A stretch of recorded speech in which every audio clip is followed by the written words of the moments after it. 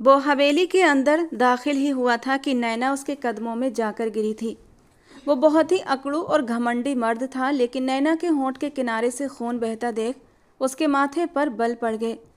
उस मासूम और नाजुक सी लड़की के लिए उसके दिल में दया के भाव उभर आए। वो ठाकुर हवेली का सबसे खतरनाक और सब पर हुकूमत करने वाला इंसान था, और नैना उसी घर की नौकरानी की बेटी थी। आज तक उसने कभी किसी नौकर पर इतना खास ध्यान नहीं दिया था, लेकिन नैना को जख्मी हालत में देखकर वो अपना गुस्सा रोक नहीं पाया था। क्यों हाथ उठाया है इस पर? उसने सर्द अंदाज में अपनी सौतेली माँ से पूछा तो उन्होंने नैना पर चोरी का इल्जाम लगा दिया। नैना उसके आगे हाथ जोड़कर यकीन दिलाने लगी कि वो बेगुनाह है।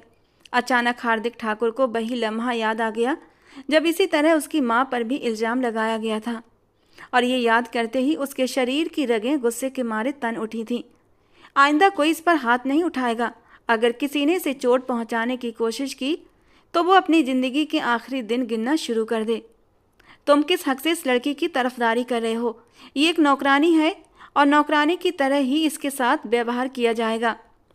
उसकी सौतेली माँ ने आगे बढ़कर कहा था, लेकिन हार्दिक भी 2 कदम आगे बढ़ा। नौकरानी थी लेकिन है नहीं, क्योंकि आज से ये मेरी।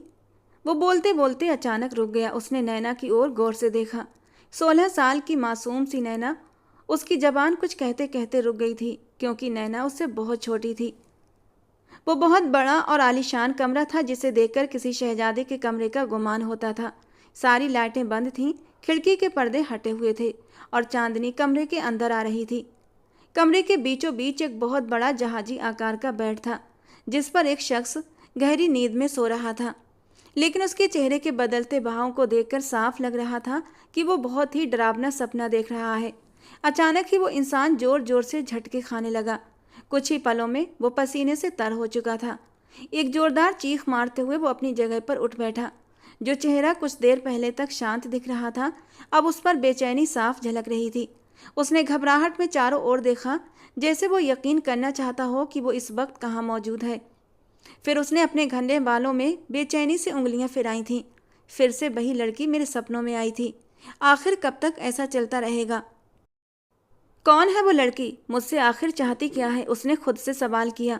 आखिर मैं उस लड़की को कैसे ढूंढूं और कैसे उसकी मदद करूं? एक और सवाल था जो उसके दिमाग में घूमने लगा था। पिछले 3 सालों से वो सिर्फ एक ही सपना बार बार देख रहा था। हर बार एक बहुत ही खूबसूरत लड़की को देखता, जो दौड़ती हुई उसके पास आती, उसके सीने से लग जाती और फिर रोते हुए बताती कि कुछ लोग उसे जान से मारना चाहते हैं, प्लीज़ मेरी जान बचा लो। और वो हमेशा उसे बचाने में नाकाम हो जाता था।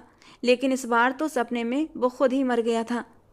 शायद मैं बेवजह इस बारे में कुछ ज़्यादा ही सोच रहा हूँ, उसने खुद को तसल्ली दी। मगर उसका दिल इस बात को मानने के लिए तैयार नहीं था कि इस सपने का कोई मकसद नहीं है। वो धीरे से बिस्तर से उतरा, जूते पहने और कमरे से बाहर निकल गया।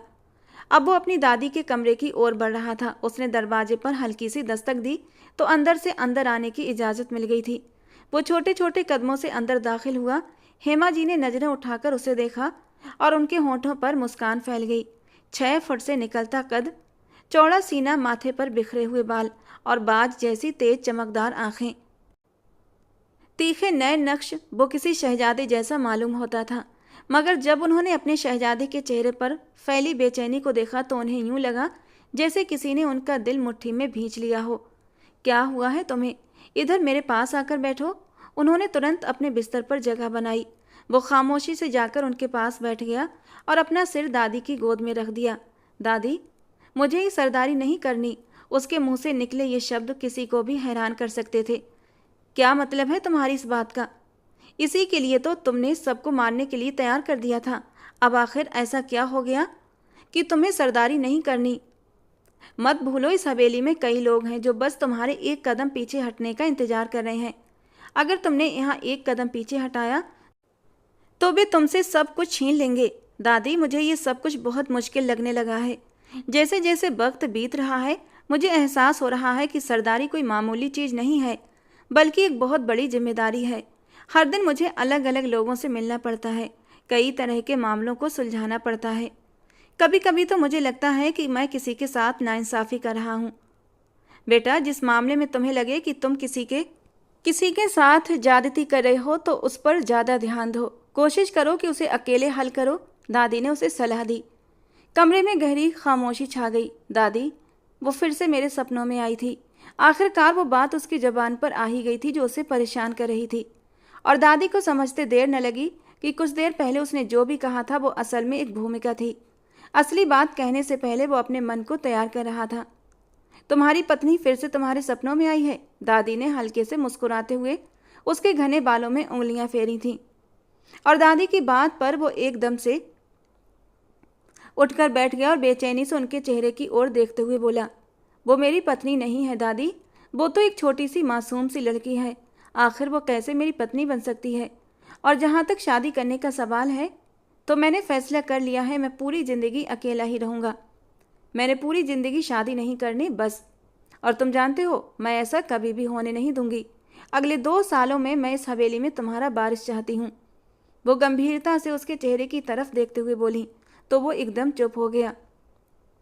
इस सपने को अपने दिमाग पर ज़्यादा सवार मत करो हार्दिक, मैं तो बस तुमसे मजाक कर रही थी। वो लड़की जो कोई भी है उसका तुमसे कोई लेना देना नहीं है और ना ही तुम्हें उसके बारे में ज़्यादा सोचने की ज़रूरत है। तुमने सपने को कुछ ज़्यादा ही अपने दिमाग पर सवार कर लिया है, इसीलिए बार बार तुम्हारा दिमाग तुम्हें यही बातें दिखाता है। जो चीज़ें हकीकत में मौजूद हैं बस उन पर ध्यान दो। अब जाकर अपने कमरे में आराम करो। उनका बोलने का अंदाज अचानक ही बदल गया था। उन्होंने तुरंत उसे वहाँ से उठ जाने के लिए कहा। दादी के इन शब्दों पर उसे थोड़ी सी शर्मिंदगी तो महसूस हुई, मगर खुद पर काबू पाते हुए वो अपने कमरे की ओर बढ़ गया था। मम्मी, मैंने हवेली में काम करने नहीं जाना, वो ये बात कोई 10वीं बार कह चुकी थी, मगर उसकी माँ का जवाब वही था, अरे तुम कैसे नहीं जाओगी? मैंने बड़ी मुश्किल से बड़ी मालकिन से बात की है, वो मेरी जगह तुम्हें काम पर रखने के लिए तैयार हुई हैं। अगर तुम काम नहीं करोगी तो घर का खर्च कैसे चलेगा? अपने बाप को तो तुम जानती थी, वो कितना बड़ा अय्याश इंसान था। और आपको भी मालूम है कि मुझसे किसी की गुलामी वाला काम नहीं होता। आप मुझसे सारे घर के काम करवा लें, मैं करने के लिए तैयार हूँ, मगर किसी के नीचे काम करना ये मुझसे नहीं होगा। वो आंखों में आंसू लिए बेबसी से कहने लगी। आस्था जी ने उसका हाथ मजबूती से पकड़ा और उसे तसल्ली देते हुए कहा, जैसे ही मेरी आंखें ठीक होती हैं मैं खुद हवेली जाऊंगी। सिर्फ 15 दिनों की ही तो बात है, मेरी आंखों से पट्टी उतर जाएगी। सिर्फ 15 दिन वहाँ जाकर काम कर लो और फिर बहुत बड़ी शादी भी आने वाली है जहाँ उन्हें नौकरों की ज़रूरत होगी। और तुम जानती हो वे लोग शादियों में अपने नौकरों को कितना ज़्यादा तोहफे देते हैं। मैं चाहती हूँ तुम भी कुछ हासिल कर लो ताकि हमारा अगला महीना आराम से निकल जाए और आंखों के ऑपरेशन के लिए जो कुछ भी हमने उधार लिया है वो भी आराम से निकल जाएगा। उन्होंने पहले से ही जैसे सब कुछ सोच रखा था और ये सुनकर नैना को समझ आ गया कि अब उसकी बात की कोई अहमियत नहीं है। वो खामोशी से उठी और अपने कमरे में जाकर बैठ गई। उसकी आंखों से लगातार आंसू बह रहे थे। आंखें बंद करके वो भगवान जी को याद करने लगी। भगवान जी, आपने हमें इतना गरीब क्यों बनाया है? ये कहकर नैना फूट फूट कर रोने लगी। वो एक गरीब मजदूर की बेटी थी। करीब 1 साल पहले ही उसके पापा का देहांत हो गया था और वैसे भी उसका बाप कोई मेहनती इंसान नहीं था। कभी कभार ही काम पर जाता और ज़्यादातर घर पर बैठकर ही अय्याशियाँ करता था। लेकिन बाप के मरने के साथ तो उन पर और भी मुसीबतें आने लगीं। उनके घर में मुश्किलों का सिलसिला जैसे शुरू हो गया था। उसकी मम्मी, जिन्होंने कभी घर से बाहर कदम तक नहीं रखा था और जिन्हें गांव वालों ने कभी देखा तक नहीं था, अब दूसरों के घरों में जाकर काम करने लगी थीं। जो थोड़े बहुत पैसे उनके हाथ आते उसी से वे अपने 3 बच्चों का पेट पाल रही थी। नैना जब अपनी माँ की ये हालत देखती तो उसका दिल खून के आंसू रोता था, क्योंकि उस गांव में कोई भी उसकी माँ की इज्जत नहीं करता था। गांव के सब लोग उसके साथ बुरा बर्ताव करते थे, सिर्फ इसलिए कि वो अकेली अपने बच्चों की परवरिश कर रही थी। गांव के मर्द उसे अजीब नज़रों से देखते और कई बार तो उसने अपने घर में ऐसे मर्दों को आते देखा था जो उसकी माँ को ऐसी ऐसी बातें कहते और उसे लगता कि काश ज़मीन फट जाए और वो उसमें समा जाए। आस्था जी की आंखों में भी आंसू आ जाते। उनके बस में नहीं था, वरना ऐसे मर्दों को मुंह पर चप्पल मार कर घर से निकाल दें। लेकिन उनकी इतनी हैसियत नहीं थी कि गांव के मर्दों से निपट सकें। वो ज़्यादातर घर का दरवाज़ा अंदर से बंद करके रखती थीं, अपने काम से काम रखती और अपने घर में ही बंद रहती। नैना के 2 भाई थे मगर काम करने से मजबूर थे। एक भाई बीमार रहता था जिसकी वजह से वो कोई काम नहीं कर सकता था, जबकि दूसरा भाई अभी बहुत छोटा था। जो कुछ भी करना था वो नैना और उसकी माँ को ही करना था। नैना की माँ ने उसे गांव वालों की नज़रों से बहुत समय तक छिपा कर रखा था, क्योंकि वो बेहद खूबसूरत थी। अगर कोई उसे एक बार देख लेता तो उसका दीवाना हो जाता। आस्था जी जानती थीं, अगर उनकी बेटी की खूबसूरती गांव के अय्याश मर्दों की नज़र में चढ़ गई तो वो उसे छोड़ेंगे नहीं, और इसीलिए वो अपनी बेटी को हमेशा छुपा कर रखती थी। जब भी नैना घर से बाहर निकलती तो आस्था जी उसे पूरी तरह ढक कर निकालती थीं। लेकिन अब आस्था जी की मजबूरी बन गई थी। कुछ दिनों पहले ही उनकी आंखों का ऑपरेशन हुआ था और डॉक्टर ने उन्हें सख्ती से मना कर दिया था कि 15 दिन तक अपनी आंखों पर लगी पट्टी ना हटाएं और इस दौरान कोई भी नज़दीक का काम ना करें। अब जो करना था वो नैना को ही करना था। न चाहते हुए भी उसने माँ की जगह हवेली में काम करने का फैसला कर लिया और फिर शाम के वक्त एक बड़ी सी चादर ओढ़कर वो अपने भाई के साथ घर से बाहर निकली। उसके चेहरे पर बार बार पसीने की बूंदें उभर रही थीं। जब उसके भाई ने उसकी ये हालत देखी तो उसे तसल्ली देते हुए बोला, फिक्र मत करो, वहाँ कोई भूत नहीं है, वहाँ भी तुम्हारी और हमारी तरह इंसान ही रहते हैं, वे तुम्हें खा नहीं जाएंगे। इस पर नैना ने गुस्से से उसे घूरा और बोली, तुम जानते हो कि मैं इस वजह से परेशान नहीं हूँ। मुझे डर है कि कहीं मालकिन मुझसे कोई गलत बात न कह दें, और तुम जानते हो कि मैं कुछ भी गलत बात बर्दाश्त नहीं कर सकती। लेकिन मेरी बहन, यहाँ तुम्हें सब कुछ बर्दाश्त करना होगा, क्योंकि हम उन्हें लौटकर जवाब नहीं दे सकते, और अगर तुमने उनसे बदतमीजी की तो याद रखना, वे हमारे पूरे परिवार को नहीं छोड़ेंगे। उन्होंने बड़ी मुश्किल से मम्मी को हवेली में काम पर रखा था, और अब मम्मी अपनी गैर मौजूदगी में तुम्हारी सिफारिश करने के लिए न जाने कितनी औरतों की मिन्नतें कर चुकी हैं। हम पर रहम करना और किसी भी तरह की कोई उल जलूल हरकत मत करना। सुनील उससे छोटा था, मगर इस वक्त किसी बड़े भाई की तरह उसे नसीहतें दे रहा था। नैना मुंह बनाते हुए बोली, फिक्र मत करो, मैं तुम्हारे सरदार साहब को कुछ भी नहीं कहूँगी। तो मेरे सरदार साहब को कुछ कह भी नहीं सकती, वरना वो तुम्हें उठाकर ऐसी जगह फेंक देंगे जहाँ से तुम्हारी वापसी नामुमकिन हो जाएगी।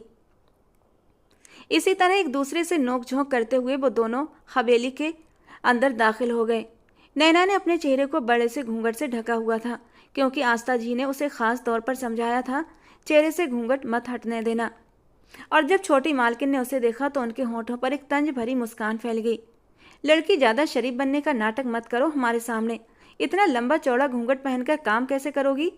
बहुत देखी हैं तुम जैसी लड़कियां, 2 दिन में ही शराफत का चोला उतार कर फेंक देती हैं। ये सुनकर नैना को काफ़ी बुरा लगा था, मगर यहाँ उसके जज्बातों की कदर कौन करने वाला था, इसीलिए उसने खामोश रहने में ही भलाई समझी। तो तुम हो कुम्हारन की बेटी, है ना?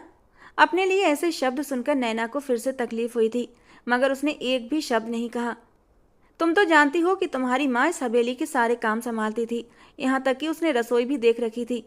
तुम्हें हवेली के बाकी काम नहीं करने, सिर्फ खाना बनाना है। मैंने सुना है तुम्हारे हाथ का खाना बहुत स्वादिष्ट होता है। जी मालकिन, आपने सही सुना है। ये पहली बात थी जो उसने यहाँ आने के बाद कही थी। अच्छा हुआ, मैं तुम्हें हर रोज़ का मेन्यू बता दिया करूँगी।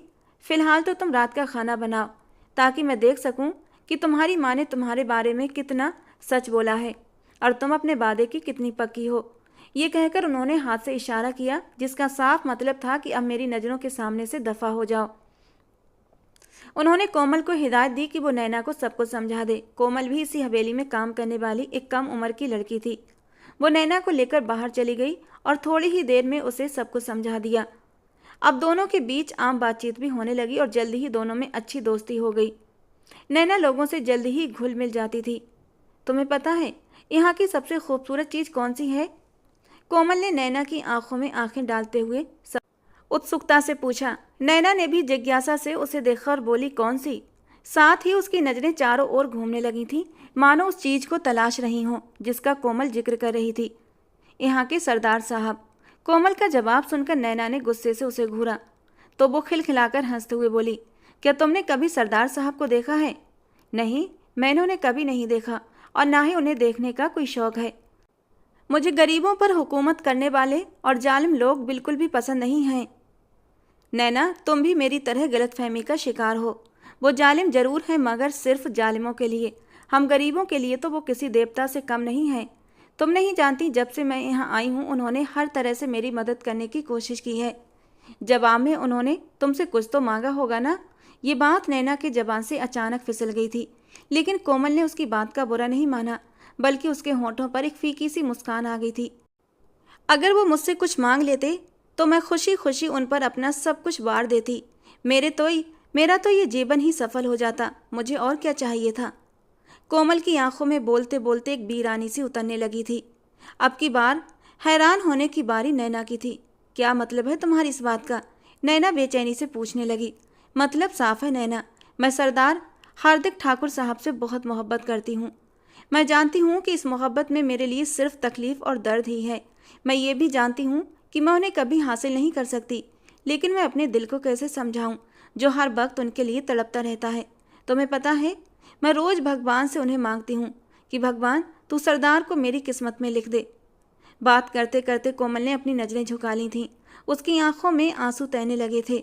सिर्फ उसका दिल और उसका भगवान ही जानते थे कि वो उस शख्स को पाने के लिए किस हद तक बेकरार थी।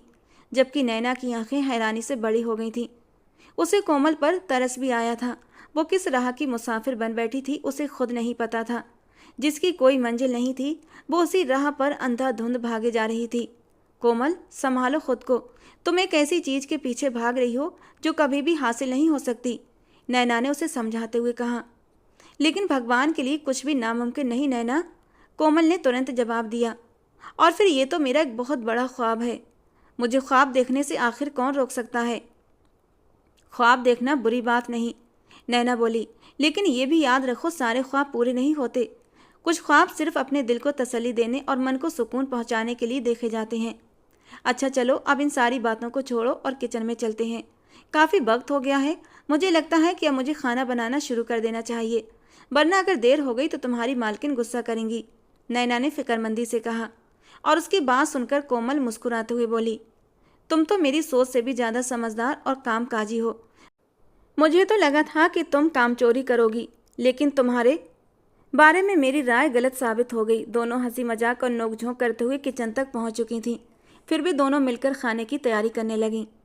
नैना की माँ ने 12 साल की उम्र से ही उसे खाना बनाने में निपुण कर दिया था और वो बहुत अच्छा खाना बनाती थी। आज भी नैना ने दिल लगाकर खाना बनाया था। उसकी पूरी कोशिश थी कि उसके हाथ का बना खाना हवेली के सभी लोगों को पसंद आ जाए, ताकि उसे यहाँ पर काम करने की इजाज़त मिल सके। सभी लोग इस वक्त डाइनिंग टेबल पर इकट्ठा थे और हार्दिक ठाकुर का इंतजार कर रहे थे, जो आज थोड़ा देर से आ रहा था। वो जल्दबाजी में डाइनिंग रूम में दाखिल हुआ और सब लोगों से माफ़ी मांगते हुए बोला, माफ़ कीजिएगा, एक बहुत ही अहम केस में फंस गया था। मैं उसे ही देख रहा था। गिरीश ठाकुर ने उसे गुस्से से घूरा। उसकी आंखों में इस वक्त अजीब सी आग भड़क रही थी। ऐसा लग रहा था जैसे वो हार्दिक ठाकुर को जिंदा निगल जाएगा, मगर हार्दिक इस बात से पूरी तरह अनजान अपनी कुर्सी पर बैठ चुका था। अब सब लोग उसके खाने का इंतजार कर रहे थे। हवेली में ये पुराना रिवाज था कि जब तक वो पहला निवाला न खा लेता तब तक कोई भी खाने को हाथ नहीं लगाता था। खैर, हार्दिक ठाकुर ने पहला निवाला लिया, लेकिन अगले ही पल वो ठहर गया। छोटी मालकिन उसके चेहरे की ओर बेचैनी से देख रही थी और चिंता से पूछने लगी, क्या हुआ? तुम्हें खाना पसंद नहीं आया? उसकी बात सुनकर हार्दिक ने तेजी से सिर हिलाया। नहीं, मैंने इससे पहले इतना टेस्टी खाना नहीं खाया। ये किसने बनाया है? उसको तुरंत मेरे सामने बुलाया जाए। नैना थोड़ी देर पहले ही अपने घर जाने के लिए निकल चुकी थी। उसे अंदाजा नहीं था कि उसका बनाया खाना सरदार साहब को इतना पसंद आएगा कि वो उसे इनाम देने के लिए तैयार हो जाएंगे। अगर उसे इस बात का अंदाजा होता तो शायद वो थोड़ी देर वहीं रुक जाती। मेघा जी ने कोमल को आवाज़ दी तो कोमल मासूमियत से बोली, बड़ी मालकिन, वो तो यहाँ से चली गई है। कोई बात नहीं, तुम पैसे मुझे दे दो, मैं कल उसे दे दूंगी। माँ की बात सुनकर हार्दिक ने उन्हें अजीब सी नज़रों से देखा और सख्त अंदाज में बोला, नहीं, मैं खुद ही उसे अपने हाथों से इनाम दूंगा, आपकी ज़रूरत नहीं है। रूखे अंदाज में बात करने के बाद उसने बाकी सबको भी खाने की शुरुआत करने के लिए कह दिया। वो आमतौर पर थोड़ा सा खाना खाकर ही उठ जाता था, लेकिन आज उसने भरपेट खाना खाया था। उसका मूड भी अचानक से बहुत अच्छा हो गया था। हार्दिक ठाकुर की दादी यानी मेघा जी और बाकी घर वाले भी नई नौकरानी के आने से काफ़ी खुश थे। रात का वक्त था। नैना छत पर टहल रही थी जब उसे महसूस हुआ कोई पीछे से आकर खड़ा हुआ है। उसने अचानक पलट कर देखा तो वहाँ चांदनी खड़ी थी, जो नैना के पड़ोस में ही रहती थी। अरे नैना, तुम तो दिन ब दिन और भी खूबसूरत होती जा रही हो। कौन सा मंत्र पढ़कर फूंकती हो, हमें भी बता दो। चांदनी ने प्यार से नैना के सफ़ेद और गुलाबी चेहरे पर हाथ रखते हुए कहा, तो नैना भी खिलखिलाकर जोर से हंस पड़ी थी। हंसने से उसके गालों पर पड़ने वाले डिंपल उसे और भी खूबसूरत बना गए थे। जबानी तुम पर टूटकर बरस रही है नैना, वो फिर से बोली। अच्छा बस बस, बहुत हो गई तारीफें। ये बताओ तुम रात के इस पहर यहाँ क्या कर रही हो? अगर मम्मी ने देख लिया तो तुम्हें बहुत डांट पड़ेगी। यहाँ से चली जाओ, मैं नहीं चाहती कि कोई तुम्हें कुछ भी कहे। नैना ने चिंता से उसे देखा।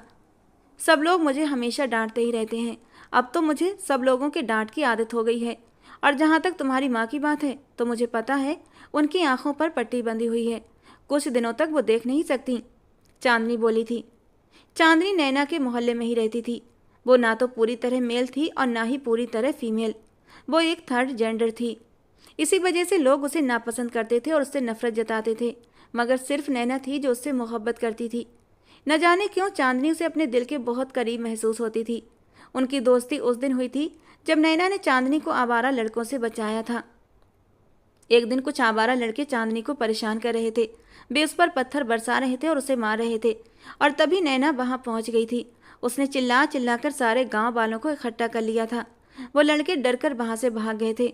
उस दिन नैना अपने भाई के साथ थी और नैना ने चांदनी को समझाया था कि दोबारा कभी भी ऐसी सुनसान जगहों पर अकेले मत जाना जहां तुम्हें डर लगे कि कोई तुम्हें तंग कर सकता है। इसके बाद चांदनी रोज ही उसके घर आने लगी थी। वो भी उसकी ही उम्र की थी। उसके अपने घर वाले उससे बहुत नफरत करते थे और हर महीने के बाद उसे घर से निकाल देते। यूं वो शहर चली जाती, वहां नाच गाने से थोड़े पैसे कमा लेती और फिर वापस लौट आती। जब वो पैसे घर लाती तो उसकी माँ फिर से खुश हो जाती और कुछ दिनों के लिए उसे अपने घर में रखने को तैयार हो जाती। अभी कुछ दिनों पहले ही वो शहर गई थी और वहां से एक मोटी रकम लेकर वापस आई थी। उसने अपनी जेब से 1000 रुपये निकाले और नैना के हाथ में रख दिए। इतने ज़्यादा पैसे देखकर नैना परेशान हो गई। वो बोली, ये मुझे क्यों दे रही हो, मैं इनका क्या करूं? चांदनी मुस्कुराते हुए बोली, ये मैंने तुम्हारे लिए कमाए हैं, तुम अपने लिए एक बहुत ही प्यारा सा जोड़ा बनवाना, नीले रंग का, क्योंकि नीला रंग तुम पर बहुत सूट करता है। और ये मेरा तुम्हारे लिए खास आशीर्वाद है। जिस दिन तुम ये जोड़ा पहनकर जाओगी उसी दिन तुम्हें तुम्हारी जिंदगी का राजकुमार भी मिल जाएगा। तुम्हें वैसा ही इंसान मिलेगा जैसा तुमने अपने ख्वाबों में देखा है। वो बहुत खूबसूरत होगा और सबसे बढ़कर वो तुम्हारे हुस्न का दीवाना हो जाएगा, तुम्हारी मोहब्बत में पूरा का पूरा डूब जाएगा। वो तुम्हारी ही तरह सोचता होगा, तुम्हारी ही तरह दूसरों की मदद करके खुशी महसूस करता होगा, तुम्हें अपनी ज़िंदगी में शामिल करेगा और तुम्हारी ज़िंदगी एकदम से बदल जाएगी। चांदनी उसे दुआएं देती जा रही थी, जबकि नैना हैरानी और बेचैनी से उसकी बातें सुन रही थी। क्या ये मुमकिन है कि एक आम सी गरीब लड़की को एक शहजादा मिल जाए? चांदनी ने प्यार से उसका हाथ थामा और बोली, तुम किसी शहजादी से कम नहीं हो और इस दुनिया में कुछ भी मुमकिन है। बस तुम्हें अपने भगवान पर यकीन रखना होगा। इतना कहकर चांदनी चुप हो गई और उठकर जाने लगी। नैना ने अचानक उसका बाजू पकड़ लिया। उसे अंदर ही अंदर कोई अजीब सा एहसास हो रहा था। उसे चांदनी का दिया हुआ आशीर्वाद बिल्कुल भी पसंद नहीं आया था, जैसे कुछ गलत होने वाला हो।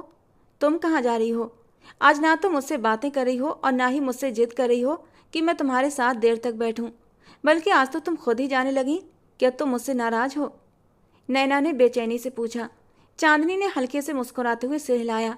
मैं इस सारी दुनिया से नाराज हो सकती हूँ नैना, इस दुनिया से मुंह मोड़ सकती हूँ, सारी दुनिया के लिए बद्दुआ कर सकती हूँ, लेकिन मैं कभी भी तुम्हारे लिए बद्दुआ नहीं कर सकती। तुमने मुझे कभी ये एहसास नहीं होने दिया कि मैं तुमसे या बाकी लोगों से अलग हूँ। आज मैं एक बहुत ही लंबे सफ़र से वापस आई हूँ, मेरी तबीयत ठीक नहीं है, घर जाकर थोड़ा आराम करूँगी। इतना कहकर वो चुपचाप छत से कूदकर वहाँ से चली गई, जबकि नैना काफ़ी देर तक उस जगह को देखती रही जहाँ से चांदनी गई थी। साथ ही उसके दिमाग में चांदनी के कहे सारे शब्द घूमने लगे। उसके होंठों पर खुद ब खुद एक मुस्कान आई थी। उसने चांद को देखा जो इस वक्त उसके शहजादे के कमरे के बाहर भी मौजूद था और उसके कमरे को रोशन कर रहा था। अगले दिन जब वो सोकर उठी तो सबसे पहले उसने चांदनी के घर जाने का फैसला किया, मगर वहां जाकर उसे पता चला कि चांदनी रात से ही कहीं निकल गई थी। ये सुनकर उसका दिल बहुत बेचैन हो गया, क्योंकि आज से पहले कभी ऐसा नहीं हुआ था। वो लगातार यही सोचने लगी, आखिर वो कहाँ जा सकती है। उसने शहर में अपनी एक दोस्त के जरिए फ़ोन करवाया। ये नंबर खुद चांदनी ने ही उसे दिया था। अक्सर जब वो शहर जाया करती तो नैना इसी नंबर पर कॉल करके उसकी खैरियत मालूम कर लिया करती थी, मगर इस बार दूसरी तरफ से यही जवाब मिला कि चांदनी यहाँ नहीं आई। यही सब सोचते हुए वो हवेली चली आई थी। उसने वो कपड़े अपनी मासी को दे दिए थे ताकि वे सिलाई कर दें। वो जल्द से जल्द वो जोड़ा पहनने के लिए बेताब थी। अभी उसने किचन के अंदर कदम ही रखा था कि उसे अपनी मालकिन की आवाज़ सुनाई दी। उसने बेख्याली में एकदम से पलट कर देखा तो वहाँ कविता जी खड़ी थीं। वे उसे अजीबो-गरीब नज़रों से देख रही थीं। नैना बहुत हसीन थी, यहाँ तक कि उसका हुस्न हवेली की औरतों से भी बढ़कर था और यही बात कविता जी को बेचैन कर रही थी। वो छोटे छोटे कदम उठाती हुई इसके पास आई। उन्होंने फौरन नैना के हाथों को अपने हाथों में पकड़ लिया और उन्हें यूं महसूस हुआ जैसे उन्होंने नरम और मुलायम रुई को छू लिया हो। बेख्याली में उन्होंने पूछा, क्या तुम अपने घर में कोई काम नहीं करती?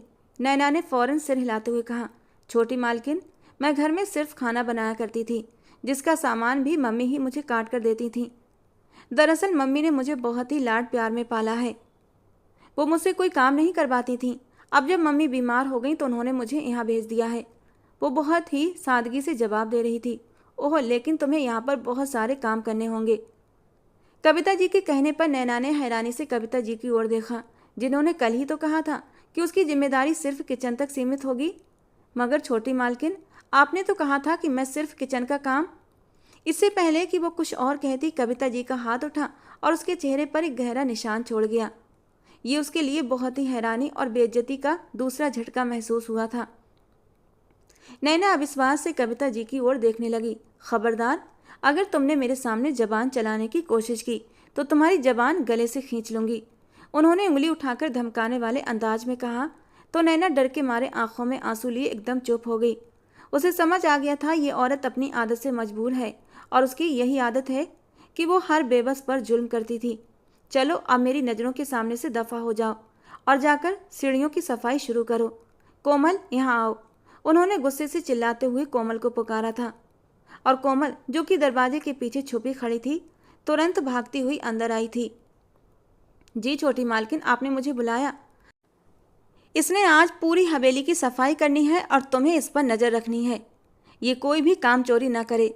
बात पूरी करके वे वहाँ से चली गईं, जबकि कोमल हैरानी से नैना से पूछने लगी, क्या तुमने छोटी मालकिन के साथ कोई बदतमीजी की है? जबकि नैना ने तुरंत सिर हिलाकर मना कर दिया। तो फिर उन्होंने तुम्हें सज़ा क्यों दी? वो खुद भी हैरान थी। चिंता मत करो, मैं भी तुम्हारे साथ हवेली की सफाई करवा दूंगी। तुम अपना दिल छोटा मत करना। उन्होंने सफाई की शुरुआत सीढ़ियों से की थी और इसी बीच हार्दिक ठाकुर थोड़ी देर पहले ही उठा था। उसके सिर में तेज दर्द हो रहा था। आज उसने डेरे पर जाने का इरादा भी रद्द कर दिया था। वो पूरा दिन हवेली में ही बिताना चाहता था। नैना सीढ़ियाँ साफ कर चुकी थी और अब लॉन्ज की सफाई कर रही थी जब उसने छोटे छोटे कदमों से नीचे उतरना शुरू किया। नींद पूरी न होने की वजह से उसकी आंखें बंद हो रही थीं। सिर दर्द के चलते उसने फैसला किया था कि वो पहले जाकर कॉफ़ी पिएगा और फिर सोने की दोबारा से कोशिश करेगा। लेकिन ये क्या, उसके कदमों के निशान फिर से उसी जगह बनते जा रहे थे जहाँ पर नैना ने अभी अभी कुछ ही देर पहले सफाई की थी। और ये देखकर नैना के दिल को कुछ हुआ। इतनी मुश्किल से तो उसने सफाई की थी और अब वो जहाँ जहाँ से गुजर रहा था वो फिर से पोंछा लिए उसके पीछे पीछे जा रही थी। अचानक उसने पलट कर देखा। नैना ने झट से अपनी गर्दन झुका ली। ए लड़की, तुम यहाँ क्या कर रही हो? उसने रौबदार आवाज़ में पूछा। उसे सामने खड़ी लड़की एक मासूम बच्ची सी महसूस हुई थी। गर्दन झुकाने की वजह से वो उसका चेहरा साफ नहीं देख पाया था और ना ही हार्दिक ठाकुर को उसमें कोई दिलचस्पी थी। साहब जी, मैं सफाई कर रही थी, उसने बड़ी ही मासूमियत से जवाब दिया था और एक झटके में हार्दिक के पूरे वजूद में एक सनसनी सी दौड़ गई थी। उसकी आंखें पूरी तरह खुल गईं। तुम सफाई कर रही थी? तुम तो अभी बहुत छोटी हो, तुम्हें तो स्कूल में होना चाहिए। तुम इन कामों में क्यों लग गई हो? ये पहली बार था जब उसने नज़रें उठाकर उसे देखा था। नैना 16 साल की एक जवान बेहद हसीन लड़की थी और उसी पल नैना की वो झील सी नीली आंखें और उन आंखों में हार्दिक ठाकुर एक पल के लिए डूब सा गया था। कितनी ही देर तक वो पलकें झपकाना भूल गया। वो एकदम पत्थर बन गया था। जैसे उसके वजूद में जान ना हो, वो बार बार आंखें झपकने लगा, जैसे यकीन कर रहा हो सामने खड़ी लड़की वही है। हाँ, ये वही लड़की थी जिसे वो कई बार अपने सपनों में देख चुका था। वही नीली गहरी झील सी आंखें, और आज वो उसके सामने खड़ी थी। उसने बेचैनी से अपनी आंखें मली और दोबारा देखा। शायद वो फिर से कोई सपना देख रहा है, लेकिन ना तो दृश्य बदला और ना ही वो लड़की उसकी आंखों के सामने से हटी। उसका दिल अचानक एकदम तेजी से धड़कने लगा। वो बिना कुछ कहे तेजी से वहां से निकल गया, जबकि नैना हैरानी से अपने साहब जी को देखती रही। कोमल ने उसके बारे में बड़ी बड़ी बातें की थीं। वो बहुत गुस्सैल है, किसी से सीधे मुंह बात नहीं करता। उसके चेहरे पर हमेशा गुस्से के भाव रहते हैं। मगर नैना ने तो उसकी आंखों में एक अजीब सा भाव देखा था, डर का भाव, बेचैनी का भाव। आखिर इतने बड़े आदमी को किस चीज़ का डर हो सकता था? उसने बेख्याली में सोचा और फिर अपने ख्यालों को झटकते हुए दोबारा सफाई में लग गई। वो समझ रही थी उसे सिर्फ किचन का काम करना होगा। वो उसकी सबसे बड़ी गलतफहमी साबित हुई थी। छोटी मालकिन उससे पूरे घर का काम करवाने लगी। बाकी नौकरानियां होते हुए भी हमेशा उसी को चुनती। जब वो काम करके फ्री होती तो उसका पूरा जिस्म दर्द से टूटा हुआ महसूस होता। रात के वक्त ही उसे थोड़ी सी राहत मिलती थी, जब वो अपने घर पर चैन से सो पाती थी। एक हफ्ता गुजर चुका था, अब सिर्फ 8 दिन और बचे थे जो उसे किसी तरह काटने थे। जिस शादी का लालच देकर उसकी माँ ने उसे हवेली भेजा था, वो शादी भी अब पोस्टपोन हो चुकी थी। दरअसल दादी ने जो रिश्ता तय किया था वे अपने पोते यानी हार्दिक ठाकुर की शादी हार्दिक की माँ की सहेली की बेटी से करना चाहती थीं, क्योंकि हार्दिक की सगी मरी हुई माँ की ख्वाहिश थी। लेकिन अभी शीना की ग्रेजुएशन पूरी नहीं हुई थी। वो चाहती थी पहले उसकी पढ़ाई पूरी हो जाए, और हार्दिक ठाकुर ने भी इस बात पर कोई विरोध नहीं जताया था। वो भी दादी की खुशी के लिए तैयार हो गया था। मगर जब से उसने नैना को इस हवेली में देखा था, तब से उसे अपना इरादा डगमगाता हुआ महसूस होने लगा था। रात के समय भी वो नैना के बारे में ही सोच रहा था। उसके दिमाग में एक जंग सी चल रही थी। उसका दिमाग उसे तर्क दे रहा था। सपना अपनी जगह, लेकिन वो लड़की बहुत छोटी है। वो मुझसे लगभग 12 साल छोटी है। इतनी कम उम्र लड़की से मैं कैसे शादी कर सकता हूँ? उसे हवेली वालों का डर नहीं था और ना ही किसी और का। वो सिर्फ और सिर्फ उस मासूम लड़की की जिंदगी बर्बाद नहीं करना चाहता था।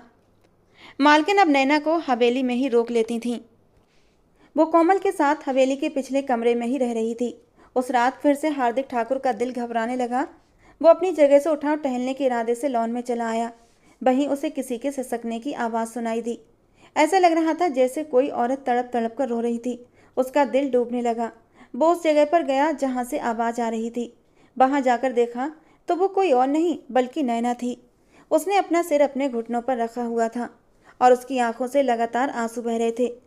वो इस सब से थक चुकी थी। उसने बेबसी से अपने हाथों पर नज़र डाली।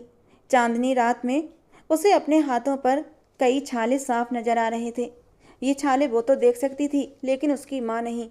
वो जैसे तैसे करके अपनी माँ की तकलीफ को बांटना चाहती थी, उन्हें कुछ बताना नहीं चाहती थी। ये सोचकर अब वो और भी जोर जोर से रोने लगी। क्या हुआ तुम्हें? किसी ने कुछ कहा है? मर्दानी आवाज़ सुनकर उसने अचानक नजरें उठाईं। चांद की हल्की रोशनी में उसकी लाल आंखें देखकर हार्दिक ठाकुर को अपना दिल डूबता हुआ महसूस हुआ। ऐसा नहीं था कि उसने पहले हुस्न नहीं देखा था। उसने नैना से भी ज़्यादा हसीन लड़कियां देखी थीं, मगर इस लड़की में एक अजीब सी कशिश थी जो उसे अपनी ओर खींच रही थी। शायद कुछ सपनों का भी असर था कि अब वो कुछ ज़्यादा ही इस लड़की के बारे में सोचने लगा था। सरदार साहब की आवाज़ सुनकर नैना ने झट से सिर हिलाया और अपने आंसू जल्दी जल्दी पोंछने लगी। उससे पहले कि वो वहाँ से उठकर जाती, हार्दिक ठाकुर ने मजबूती से उसका हाथ पकड़ लिया। वो खुद अपनी इस हरकत पर हैरान था। उसकी आंखों में देखते हुए वो ठोस शब्दों में बोला, मैं इस हवेली का बेटा जरूर हूँ, लेकिन याद रखना मैं इस हवेली का सरदार भी हूँ। अगर तुम मुझे नहीं बताओगी तो मैं खुद पता लगवा लूँगा, और फिर उसके बाद न सिर्फ तुम्हें सज़ा दी जाएगी बल्कि उस इंसान को भी सज़ा मिलेगी जो तुम पर जुल्म कर रहा है। और उसकी ये बात सुनकर नैना और भी जोर जोर से रोने लगी। हार्दिक ठाकुर का दिल कर रहा था वो उसका सिर अपने सीने पर रख ले और उसके आंसू बहुत ही प्यार से साफ करे, मगर ये सिर्फ एक इच्छा थी। अभी ना तो उसका कोई हक था, ना ही वो इस लड़की को किसी गलतफहमी में डालना चाहता था। सरदार साहब, छोटी मालकिन मुझ पर बहुत जुल्म करती हैं। मुझे नहीं पता कि वो मुझसे इतनी नफरत क्यों करती हैं, लेकिन जब से मैं यहाँ आई हूँ उन्होंने मेरे साथ बहुत बुरा बर्ताव किया है। मैं तो अपनी तरफ से पूरी कोशिश करती हूँ कि अपना काम ठीक से करूँ, मगर फिर भी वो मुझे मारती हैं। अगर ये कहा जाए कि वो मुझे मारने के बहाने ढूंढती हैं तो इसमें कुछ भी गलत नहीं होगा। मैंने तो उन्हें खुश करने के लिए हर तरह से कोशिश कर ली, मगर वे मुझसे कभी खुश नहीं होती। ये कहते हुए नैना ने अपने हाथ आगे किए। आज उन्होंने मुझसे पूरे दिन कुएं से पानी निकलवाया था, जबकि हवेली में और भी नौकर मौजूद थे, मगर ये काम उन्होंने सिर्फ और सिर्फ मुझसे ही करवाया। ये कहते ही वो फिर से रोने लगी। अब उसका वजूद हिचकियों की जद में आ चुका था, जबकि हार्दिक ठाकुर काफ़ी देर तक खड़ा खामोशी से उसकी ओर देखता रहा और फिर बहुत ही ठंडे शब्दों में बोला था, अपने कमरे में जाओ, रात के वक्त अकेली लड़की का आसमान के नीचे बैठना ठीक नहीं है। ये कुछ शब्द थे जो हार्दिक ठाकुर ने कहे थे और वो चुपचाप उठी और अपने कमरे में चली गई, जहाँ कोमल गहरी नींद में सो रही थी। उस रात फिर वो अपने भगवान से शिकवे शिकायतें करती रही। हार्दिक ठाकुर अपने कमरे में जाने के बजाय सीधा अपनी माँ के कमरे में चला गया। वो उसकी सौतेली माँ थी, जिससे वो खुद भी बहुत नफरत करता था, मगर सिर्फ और सिर्फ अपने पिता की वजह से चुप रहता था। हार्दिक बेटा, आज तुम्हें अपनी माँ की याद कैसे आ गई? वो जो आईने के सामने बैठी हुई थी, अपनी खूबसूरती संवारने में व्यस्त थी। हार्दिक ठाकुर को अपने सामने देखकर वो हैरान रह गई। मुझे बेटा कहकर मत पुकारा करो, मैं तुम्हारी असलियत अच्छे से जानता हूँ। अगर मैं कुछ कहता नहीं तो इसका ये मतलब नहीं कि मैंने तुम्हें माफ़ कर दिया है। तुम्हारा तो फैसला मैंने भगवान पर छोड़ दिया है। उसका ठंडा अंदाज, उसके पथरीले शब्द सुनकर एक पल के लिए तो वो घबरा गई, मगर अगले ही पल खुद पर काबू पाते हुए बोली, मुझे समझ नहीं आ रहा तुम्हें कैसे यकीन दिलाऊं कि मैं बेगुनाह हूँ। तुम जितनी भी कोशिश कर लो, मगर मैं कभी भी तुम्हारे झूठ पर यकीन नहीं करूँगा। मैंने तुम्हें खुद मामा से बात करते सुना था। तुमने मेरी माँ को मार दिया सिर्फ इसलिए कि तुम मेरे पापा से शादी कर सको। गुस्से से उसकी आंखें लाल हो गईं। खैर, मैं इस बारे में बात नहीं करना चाहता, वरना मेरी ये नफरत अभी और इसी वक्त जुनून में बदल जाएगी और मैं ऐसा कुछ करने पर मजबूर हो जाऊंगा जिसके बाद मुझे सिर्फ और सिर्फ नुकसान ही उठाना पड़ेगा। वो भी चुप हो गई थी, जानती थी इस बारे में बात करना बेकार है। आज के बाद तुम किसी भी नौकरानी से हद से ज़्यादा काम नहीं कर पाओगी। अभी उसने बात पूरी भी नहीं की थी कि हार्दिक की सौतेली माँ जोर से हंसते हुए बोली, तो तुम्हें शिकायत पहुंच गई?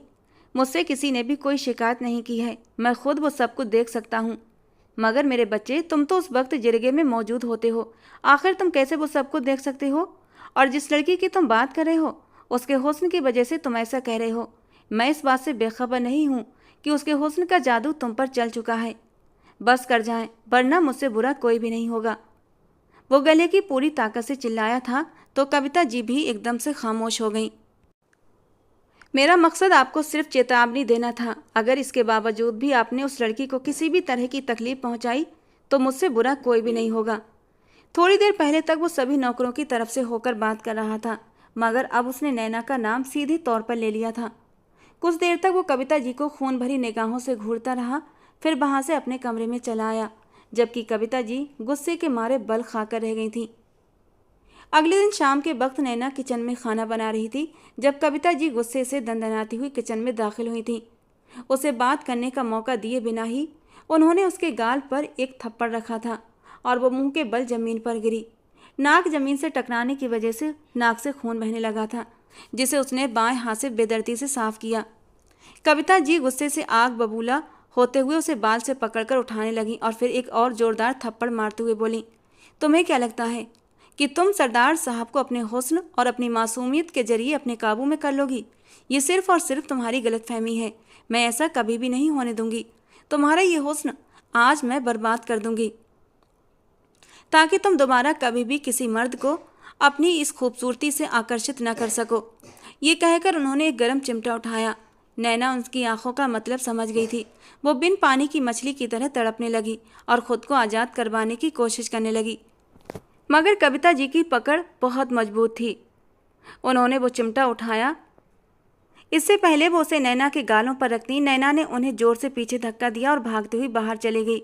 कविता जी ने अपनी एक नौकरानी को आदेश दिया कि वो नैना को पकड़ कर लाए, मगर इससे पहले कि वो नौकरानी नैना को पकड़ पाती, हार्दिक ठाकुर हवेली के अंदर दाखिल हो चुका था। नैना उसके कदमों में गिर गई और फूट फूट कर उससे मदद की भीख मांगने लगी। जो कुछ भी कविता जी उसके साथ करने वाली थी, वो सब कुछ उसने हार्दिक को बता दिया। हार्दिक की आंखों में गुस्से की तेज लहर उठी थी, लेकिन उसने कविता जी की ओर एक बार भी नहीं देखा था, बल्कि मजबूत कदमों से संध्या मासी के पास पहुंचा, जो इस हवेली में बरसों से काम कर रही थी। भगवान का नाम लेकर मुझे सच बताओ, मुझे जवाब दो, क्या ये सच है?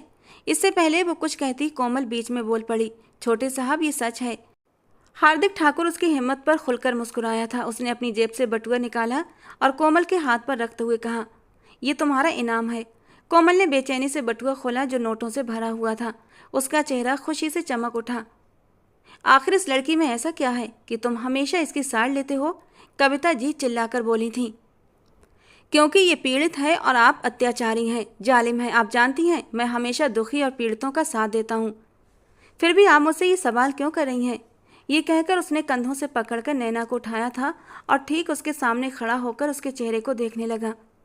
दूधिया सफ़ेद चेहरे पर थप्पड़ का निशान साफ दिखाई दे रहा था। डर से कांपते गुलाबी होंठ, आंसुओं से भीगी काली बड़ी बड़ी पलकों की झालर। इस वक्त वो मासूमियत की इंतहा पर थी। हार्दिक के दिल ने एक पल में ही नैना के लिए फैसला कर लिया था और फिर अगले ही पल वो बोला, जहाँ तक इस लड़की का सवाल है तो ये लड़की मेरी। बात करते करते वो अचानक खामोश हो गया। वो जज्बातों में भरकर कोई जल्दबाजी नहीं करना चाहता था। उसने खुद को संभाला, जबकि नैना भी हैरत से उसके चेहरे को देखने लगी। ये लड़की मेरी हवेली में काम करने वाली एक नौकरानी है। उसने बात पूरी की। ये कहते हुए जितनी तकलीफ उसके दिल को हुई थी सिर्फ वही महसूस कर सकता था। दूसरी तरफ न जाने क्यों नैना को भी ये शब्द अच्छे नहीं लगे थे। शायद वो भी कुछ और ही सुनने की उम्मीद कर रही थी। आज उसका इस हवेली में आखिरी दिन था। कल से उसकी माँ को ही काम पर वापस आना था। वो खामोशी से उस शाम हवेली से निकल गई। उसने कोमल से भी मुलाकात नहीं की थी। घर जाने के बाद उसका मूड बहुत ख़राब था और जब उसने अपनी माँ को अपने साथ गुजरे हालात के बारे में बताया तो वो भी परेशान हो गई। उसकी माँ को भी गुस्सा आ रहा था। वो तो सोच भी नहीं सकती थी कि हवेली वाले उनकी बेटी पर इतना जुल्म करेंगे। उन्होंने फैसला कर लिया कि वो अब इस हवेली में काम नहीं करेंगी। अब वो दूसरे गांव में बनी चौधरी की हवेली में काम करने के लिए जाने लगी थी। नैना को घर आए हुए लगभग 20 दिन हो चुके थे और ये 20 दिन उसने किस कदर बेचैनी से गुजारे थे ये वही जानती थी। कुछ ही दिनों बाद उसे पता चला हवेली में हार्दिक ठाकुर की शादी की तैयारियां हो रही हैं और ये सुनकर उसका दिल तेजी से धड़क उठा। उसकी आंखों में आंसू आ गए थे। वो खुद नहीं जानती थी आखिर उसे किस बात पर अफसोस हो रहा है। कच्ची उम्र की दहलीज थी। नई नई जवानी ने उस पर रंग रूप बिखेरा था। नई नई जवानी के जज्बात दिल में उबाल मार रहे थे। पहली पहली मोहब्बत का एहसास था, लेकिन वो इस एहसास को कोई भी नाम नहीं दे पा रही थी। वो हार्दिक ठाकुर से मोहब्बत कर बैठी थी और उस नादान को इस मोहब्बत का एहसास नहीं था। बस उस मोहब्बत की आग में अंदर ही अंदर झुलस रही थी। मैं क्यों हार्दिक ठाकुर के लिए इतना बेचैन हो रही हूँ? उनकी शादी की उम्र है तो शादी तो होनी ही है। उनके लिए तो बहुत ही खुशी की बात होगी और मैं हूँ कि उनकी शादी की खबर सुनकर आंसू बहाने बैठ गई। आखिर मैं हार्दिक ठाकुर के मुंह से कुछ सुनने के लिए बेचैन क्यों हूँ? क्यों मेरी ये बेचैन आंखें उनकी राह तकती हैं? उन्होंने मुझसे कोई वादा नहीं किया था। उन्होंने तो सिर्फ मेरे साथ हमदर्दी दिखाई थी। शायद वो इस हमदर्दी को कुछ और ही रंग दे बैठी थी। वो अक्सर तन्हाई में सोचती थी, मगर जब उसकी आंखों के सामने अपने साहब की वो नज़रें घूमती, जिस अंदाज में उसने उसे देखा था वो बाकी चौंका देने वाला था, तो वो फिर से खुशफहमी में डूब जाती थी। दूसरी तरफ हार्दिक ठाकुर की हालत भी उससे कुछ अलग नहीं थी। अब वो लड़की उसके ख्वाबों में कुछ ज़्यादा ही आने लगी थी। वो नहीं जानता था आखिर इस सब का क्या मतलब है। नैना का नीला जोड़ा तैयार हो गया था। उसने जब उसे पहनकर खुद को आईने में देखा तो वो खुद भी देखती रह गई थी। नीले रंग में उसकी दूधिया रंगत मोतियों की तरह दमकने लगी थी। वो बहुत ही हसीन लग रही थी। चांदनी की कही हुई बातें उसके दिमाग में गूंजने लगीं तो उसके लबों पर एक फीकी सी मुस्कान फैल गई। चांदनी ने तो कहा था कि जिस दिन वो ये जोड़ा पहनेगी उस दिन उसे उसके ख्वाबों का शहजादा मिल जाएगा, मगर उसके शहजादे का तो दूर दूर तक कोई नामो निशान नहीं था। वो खुद ही अपनी सोच पर हंस पड़ी थी और चांदनी को याद करते हुए उसे नादान कह दिया। आज उसका इरादा अपनी दोस्त कोमल से मिलने का था। वे दोनों अक्सर नदी के किनारे बैठकर मिला करती थीं और ढेर सारी बातें करती। हार्दिक ठाकुर जो किसी पंचायत से वापस आ रहा था, जब उसने कोमल को नदी की ओर जाते देखा तो उसे नैना का ख्याल आ गया। अब वो ये तो जान चुका था कि उन दोनों में दोस्ती है और इस लड़की का दीदार करने के बहाने उसने भी अपनी गाड़ी का रुख नदी की ओर कर दिया। कोमल अपने साहब के जज्बातों को कुछ हद तक समझ चुकी थी, मगर उसे कोई तकलीफ नहीं थी, क्योंकि मोहब्बत पर किसी का जोर नहीं चलता और ना ही हम किसी को अपने दिल से मोहब्बत करने पर मजबूर कर सकते हैं। उसने खुद को तसल्ली दे ली थी और ये बात भी कबूल कर ली थी कि हार्दिक ठाकुर आसमान का चांद है और वो ज़मीन की खाक है और उन दोनों का मिलन नामुमकिन है, कभी नहीं हो सकता। और यही सोचते हुए उसने अपनी माँ के बताए रिश्ते पर हाँ कर दी थी। 1 महीने के बाद उसकी शादी भी होने वाली थी और ये खुशखबरी वो नैना को सुनाने वाली थी, लेकिन इससे पहले ही उसकी नज़र हार्दिक ठाकुर पर पड़ी थी। हार्दिक ठाकुर की नज़रों में वो नैना के लिए जज्बात देख चुकी थी और वो चुपके से वहाँ से साइड पर हो गई, क्योंकि वो खुद चाहती थी कि उसका साहब अपने दिल की बात उसकी दोस्त से कह दे। ये सब प्लान नहीं किया गया था, बल्कि ये सब अचानक ही हुआ था। कोमल साइड वाले रास्ते से निकल गई, जबकि वो नदी के किनारे पहुंच गया, जहां वो नीला जोड़ा पहने खुद नदी का ही एक हिस्सा लग रही थी। वो छोटे छोटे कदमों से चलता हुआ उसके करीब जाकर बैठ गया। चांदनी रात में नैना भी चांद की चांदनी ही लग रही थी। बेख्याली में उसने उसके हुस्न से नजरें चुरा लीं, जबकि नैना उसे यहाँ देखकर एकदम से हैरान रह गई। वो जल्दी से अपनी जगह से उठकर खड़ी हुई। इससे पहले कि नैना कुछ कहती या वहां से जाती, हार्दिक ठाकुर बोला, खामोशी से यहाँ बैठ जाओ और मेरी बात सुनो। उसके शब्दों में इस वक्त एक अजीब सी बेचैनी थी, जिसे महसूस करते हुए नैना चुपचाप वहीं पर बैठ गई। मैं नहीं जानता कि क्यों भगवान ने मेरे दिल में तुम्हारे लिए इतनी मोहब्बत रख दी है। हकीकत तो ये है कि अब मैं तुमसे दूर रहने के बारे में सोच भी नहीं सकता। मैं ये भी जानता हूँ हमारी उम्र में बहुत फ़र्क है। मैं तुमसे बहुत बड़ा हूँ, इससे कोई फ़र्क नहीं पड़ता। इससे पहले कि वो कुछ कहता, नैना खुद ही बोल पड़ी। वो अपनी जल्दबाजी पर हैरान भी थी और शर्मिंदा भी हो रही थी। उसके इतनी तेज़ी से बोलने पर हार्दिक खिलखिलाकर हंसते हुए कहने लगा, यानी इसका मतलब आग दोनों तरफ बराबर लगी है? नहीं, ऐसी कोई बात नहीं है। वो तो मैं शर्म की वजह से उससे कुछ बोला ही ना गया, तो नैना ने जल्दी से नजरें चुराते हुए कहा था, सरदारनी साहिबा, आप जितना मर्जी क्यों ना कर लें, लेकिन आपकी जल्दबाजी ने मुझ पर सारे राज उजागर कर दिए हैं। वो खुलकर मुस्कुरा रहा था, उसे बाकी दिली खुशी महसूस हो रही थी। मैंने अपनी दादी से कल रात ही तुमसे शादी की बात की थी, मगर आपकी शादी तो किसी और से हो रही है। किसी को भी मेरी दुल्हन के बारे में अभी तक नहीं बताया गया। वो बाहर पढ़ाई कर रही थी, मगर कल रात ही उसने मुझे कॉल की। उसे मुझ में कोई दिलचस्पी नहीं है। वो अपने क्लास फेलो को पसंद करती है। उसने ये बात बहुत ही सामान्य अंदाज में कही थी, जबकि नैना हैरान होकर कहने लगी, कोई आपसे शादी से कैसे इनकार कर सकता है? ये सुनकर हार्दिक फिर से मुस्कुरा दिया और उसके सिर पर हल्के से हाथ रखते हुए कहने लगा, अभी ये तुमने दुनिया नहीं देखी है और ना ही तुम ज़्यादा लोगों से मिली हो। तुमने सिर्फ और सिर्फ मुझे ही देखा है। तुम नहीं जानती ये दुनिया कितनी हसीन है, कितनी खूबसूरत है। अगर तुम्हें मुझसे भी कोई खूबसूरत आदमी मिल जाए तो हो सकता है तुम फ़ौरन मेरा हाथ छोड़कर। हार्दिक ने शरारती अंदाज में कहते हुए नैना के दिल को टटोलना चाहा। मैं कभी भी आपको नहीं छोड़ूंगी और ना ही कभी छोड़ने का इरादा रख सकती हूँ। मैंने दिल लगी नहीं की, मैंने मोहब्बत की है, और मोहब्बत में दिल का सुकून होता है। मोहब्बत में महबूब एक ही होता है, चाहे उसमें कितनी भी खामियां क्यों ना हो, चाहे वो कितना भी जालिम क्यों ना हो, फिर भी हमें उसमें अपना भगवान नज़र आता है। अपना भगवान बदला नहीं जाता, वरना मोहब्बत में दाग हो जाता है और मोहब्बत बेमानी हो जाती है। तुम जितनी छोटी हो, बातें भी उतनी ही बड़ी बड़ी करती हो।